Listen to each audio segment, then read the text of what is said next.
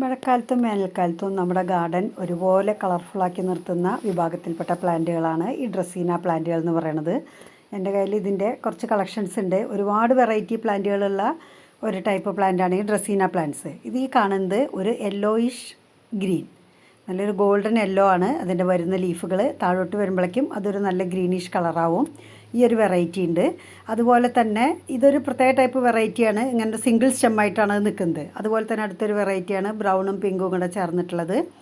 ഇതൊക്കെ തന്നെ ഹൈബ്രിഡ് വെറൈറ്റിയിൽ പെട്ടിട്ടുള്ളതാണ്. അതുകൊണ്ട് നമ്മുടെ ആ നോർമൽ ഡ്രസീന പോലെ ഇങ്ങനെ ഹൈറ്റിൽ ഭയങ്കര ഉയർന്ന് അങ്ങനെ പോവില്ല. ഇതിങ്ങനെ ബുഷിയായിട്ടാണ് നമ്മുടെ പോട്ടിൽ നിൽക്കുക.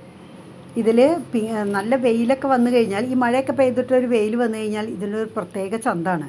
അതുപോലെ തന്നെ നമ്മൾ വേനൽക്കാലത്താണെങ്കിൽ നേരിട്ട് ഡയറക്റ്റ് വെയിൽ കൊള്ളാത്തടത്ത് വെച്ചിട്ട് ഡെയിലി നനച്ചു കൊടുക്കണം.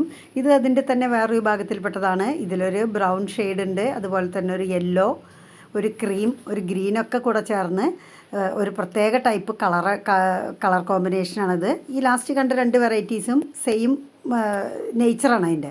അതേസമയം ഈ ഒരു കാണുന്നത് എന്ന് പറഞ്ഞു കഴിഞ്ഞിട്ടുണ്ടെങ്കിൽ ഇതിലൊരു സിംഗിൾ സ്റ്റെമ്മാണ്. ഇതിലൊക്കെ എന്ന് പറഞ്ഞു കഴിഞ്ഞാൽ ബുഷിയായിട്ട് നിറയെ സ്റ്റെമ്മുകൾ വന്നിട്ടുണ്ട്.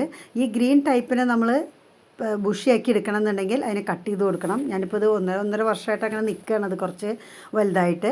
അപ്പോൾ ഇപ്പോൾ അത് മഴ പെയ്ത് കഴിഞ്ഞപ്പോൾ അതിനെ പ്രൂൺ ചെയ്യണം. അതിനെ പ്രൂൺ ചെയ്ത് കൊടുത്തിട്ടില്ല. ഈ എല്ലാ ഡ്രസീന വിഭാഗത്തിൽപ്പെട്ട പ്ലാന്റുകളും നമ്മൾ പ്രൂൺ ചെയ്യേണ്ട ഒരു സമയമാണിപ്പോൾ. ഇപ്പോൾ പ്രൂൺ ചെയ്ത് കൊടുത്തു കഴിഞ്ഞാൽ പെട്ടെന്ന് തന്നെ ലീഫുകളൊക്കെ വലുതായി വന്ന് നമുക്ക് വേനൽക്കാലമാകുമ്പോൾ അത് നല്ല ഭംഗിയിൽ തന്നെ നമുക്ക് നമ്മുടെ തോട്ടത്തിൽ കളർഫുള്ളാക്കി ആയി നിൽക്കും. അത് മാത്രമല്ല, ഇപ്പോൾ പിടിപ്പിച്ചെടുക്കുന്ന ആൾക്കാർക്കാണെങ്കിലും ഇപ്പോഴാണ്, ഈ മഴ പെയ്യുന്ന സമയത്താണ് ഇതുപോലുള്ള ഡ്രസീന വിഭാഗത്തിൽപ്പെട്ട പ്ലാന്റുകളൊക്കെ തന്നെ നമ്മൾ പിടിപ്പിച്ച് എടുക്കേണ്ട ഒരു സമയം. ഇപ്പോൾ ഇത് പിടിപ്പിച്ചെടുക്കാൻ നമുക്കൊരു ബുദ്ധിമുട്ടുമില്ല. ഇതിൻ്റെ കട്ടിങ്സ് എടുത്തിട്ട് നമ്മൾ ചട്ടിയിൽ വേണമെങ്കിൽ വെച്ച് കൊടുക്കാം. താഴെ വെച്ച് കഴിഞ്ഞാൽ ഇത് കുറച്ചും കൂടെ വലുതാവുന്നേ ഉള്ളൂ.